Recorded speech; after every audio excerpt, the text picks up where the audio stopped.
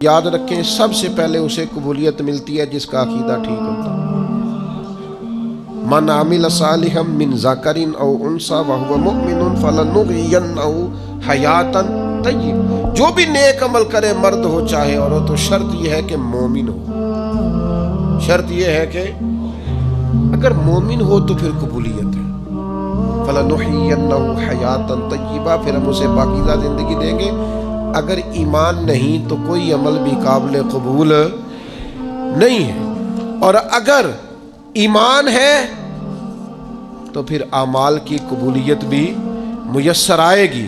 حضرت جناب سیدہ عائشہ صدیقہ رضی اللہ تعالی عنہا ارشاد فرماتی ہیں کہ میں نے عرض کیا تھا یا رسول اللہ، جاہلیت کے دور میں ایک ابن جدعان نام کا شخص تھا، وہ بڑی صلہ رحمی کرتا تھا، محتاجوں کو کھانے بڑے کھلاتا تھا، نیک عمل کرتا تھا، تو کیا اسے اس عمل کا کوئی اجر ملے گا؟ یہ مسلم شریف میں حدیث ہے۔ تو نبی پاک علیہ السلام نے فرمایا نہیں ملے گا، اس لیے کہ اس نے ایک دن بھی یہ نہیں کہا تھا کہ اے میرے رب حساب و کتاب کے دن میری خطائیں معاف کر دو۔ اس نے رب کو ایک دن بھی نہیں پکارا، اللہ پر ایمان نہیں لایا، جتنی مرضی صلہ رحمی کی، جتنے مرضی نیک عمل کی، اجر نہیں ملے گا۔ تو پھر کافر کو اجر نہیں ملے گا تو ہوگا کیا؟ علماء نے لکھا ہے اس کی نیکیوں کا اجر اللہ اسے دنیا میں دے دے گا، اسے رزق میں وسعت مل گئی، کوئی اور آسانی اسے مل گئی، لیکن قیامت میں نیک اعمال کی قبولیت اس کو ملے گی جس کا عقیدہ ٹھیک ہوگا اور ایمان اس کا پکا ہو۔ تو اگر ایمان لڑکھڑاتا ہوا ہو تو نیکیاں جتنی مرضی کریں، یقین کامل ہی نہیں، قلہ مضبوط ہی نہیں، تو نیک اعمال کرنے کا کوئی نفع حاصل ہے؟ قبولیت تب ملے گی جب عقائد درست ہوں گے۔ آپ کی خدمت میں عرض کروں گا، کبھی زندگی میں اپنا عقیدہ نہ بگڑنے دینا، نبی پاک کے ہر صحابی کو آنکھوں کا تارا بنا کے رکھنا، دل کی ٹھنڈک بنا کے رکھنا، اور محبوب کی اولاد کے اس طرح غلام رہنا کہ اپنی اولاد کو بھی حضور کی اولاد کی غلامی بتا کے جانا صلی اللہ تعالی علیہ۔ تو ایک تو قبولیت کے لیے ایمان کا خالص ہونا شرط ہے، اور دوسرا اعمال کی قبولیت کے لیے شرط ہے کہ عمل بالکل خالص اللہ کے لیے کیا جائے، ذرا سا شائبہ اس کے اندر، ذرا سی غیر کے لیے نیت، ذرا سا ارادہ کہ کسی کو پتہ چل جائے، شہرت ہو جائے، کسی بندے تک پتہ چل جائے میں نہیں، ذرا سا شائبہ بھی قابل قبول ہے، ذرا سی ملاوٹ بھی ہو تو قبولیت نہیں ہوتی۔ جناب سیدنا ابو امامہ باہلی رضی اللہ تعالیٰ عنہ بیان کرتے ہیں، نسائی شریف میں حدیث موجود ہے، آپ فرماتے ہیں کہ نبی پاک صلی اللہ تعالیٰ علیہ وسلم کی خدمت میں عرض کیا گیا یا رسول اللہ، ایک شخص جنگ کے لیے جاتا ہے اور اس کی دونوں نیتیں ہیں، یہ بھی اس کی نیت ہے کہ اللہ تعالیٰ مجھے شہادت عطا کرے اور اللہ میری اس محنت کو قبول فرمائے، اور یہ بھی ساتھ نیت ہے کہ میری شہرت بھی ہو جائے، لوگوں کو پتہ بھی چل جائے۔ ایسا نہیں ہے کہ رضا الہی کی سرے سے نیت نہیں ہے، رضا الہی کی نیت بھی ہے، پوری ہے کہ اللہ راضی ہو جائے، شہادت کا مرتبہ نصیب ہو جائے، لیکن ساتھ وہ چاہتا ہے چلو تھوڑی بہت شہرت۔ ایسا نہیں کہ نیت اس کی کنفرم عبادت کی نہیں، عبادت کی بھی ہے، لیکن ساتھ تھوڑا بہت ارادہ شہرت کا بھی ہے۔ یہ کچھ نہ بیماری لگ جاتی، کوئی ہر نیکی کا سٹیٹس لگانا ضروری ہو گیا۔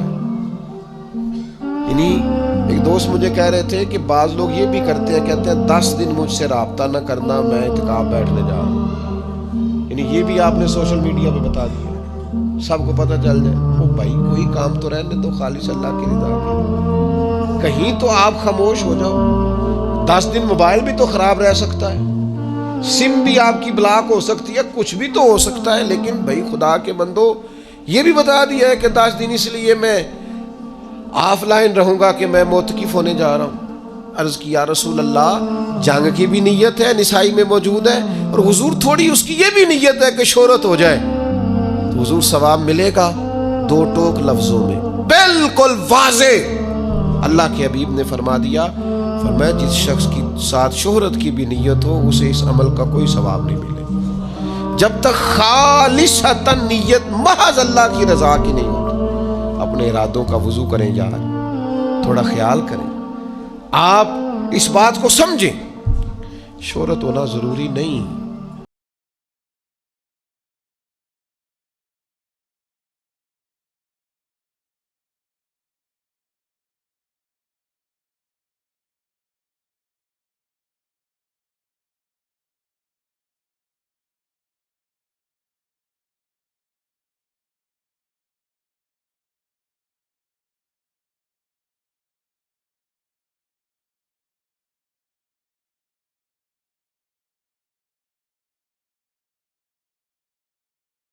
ہیروں والا تھا تو خیال تھا کہ مل جائے تو چلو مسلمانوں کے مال غنیمت میں نفع آئے گا، غریبوں کا بھلا ہوگا۔ تو رات کے وقت ایک نوجوان مجاہد چادر اوڑے بکل مارے وہ میرے خیمے میں آیا، اور اس نے وہ اپنی چادر کی اوٹ سے وہ تاج نکال کے دیا، کہا آج مجھے سر شام ملا تھا تو میں دینے آیا ہوں۔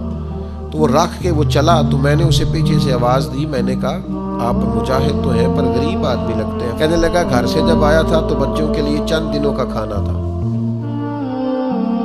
تو کہتے میں نے اسے کہا کہ اتنی قیمتی تاج تیرے ہاتھ آیا تھا تو نے سارا دے دیا ہے۔ اس نے کہا بس یہ میری دیانتداری تھی، میرا ایمان تھا، بچوں کی بھوک اپنی جگہ پر اللہ کی رضا۔ تو کہتے میں نے کہا یار یہ چہرے سے نقاب ہی ہٹا، اپنا نام بھی بتا، قبیلہ بھی بتا، باپ کا نام بھی بتا۔ تو کہتے ہیں مجھ سے کہنے لگا یہ نیکی آپ کے لیے نہیں کی، یہ میں نے رب رسول کے لیے کی ہے، اور جن کے لیے کی ہے نا وہ میرا چہرہ بھی جانتے ہیں، نام بھی جانتے ہیں، باپ کا نام بھی جانتے ہیں، قبیلہ بھی جانتے ہیں، آپ کے لیے نہیں، جن کے لیے کی ہے وہ انہو علیم بذات الصدور، وہ تو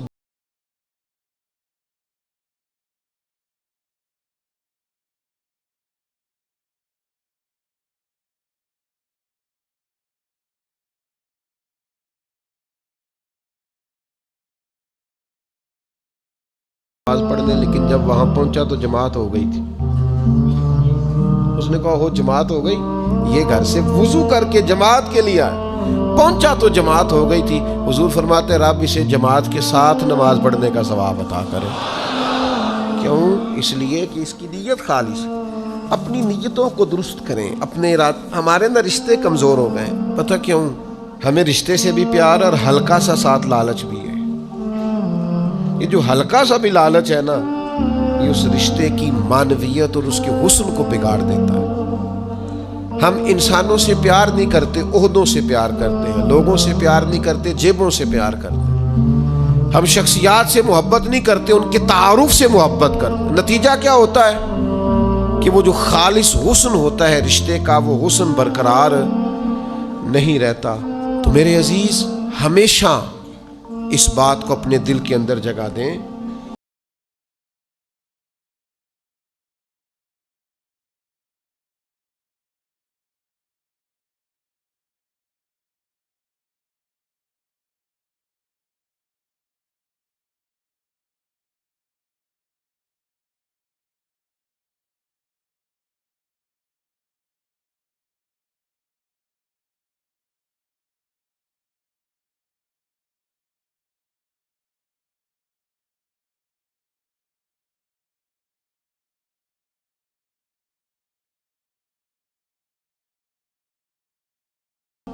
وہ فرائض پابندی سے ادا نہیں کر رہا، بزرگوں کی حاضریاں پابندی سے دے رہا ہے۔ او بھائی آپ اپنی مرضی کے مطابق طے کریں گے دین کو، اللہ کے حضور اگر قبولیت کرانی ہے نا تو شریعت اسلامیہ کے ضابطے پیش نظر رکھنے پڑیں گے۔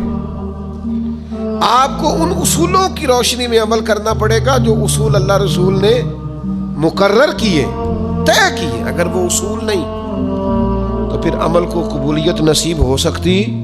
سیدنا ابو ہریرہ رضی اللہ تعالیٰ عنہ بیان کرتے ہیں کہ نبی پاک علیہ السلام نے فرمایا میری ساری امت جنت میں جائے گی سوائے انکار کرنے والوں۔ یا رسول اللہ صلی اللہ علیہ وسلم یہ انکار کرنے والے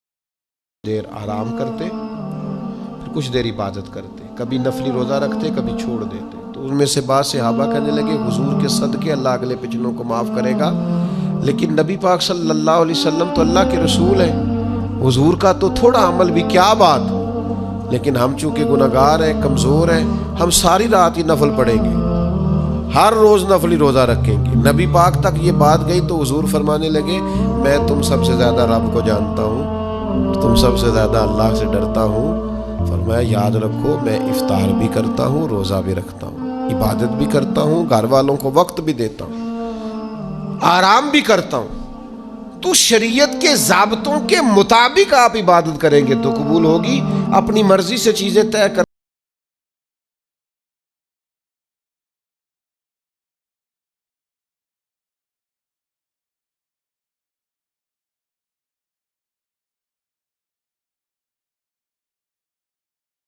حضور قبول ہوتے ہیں۔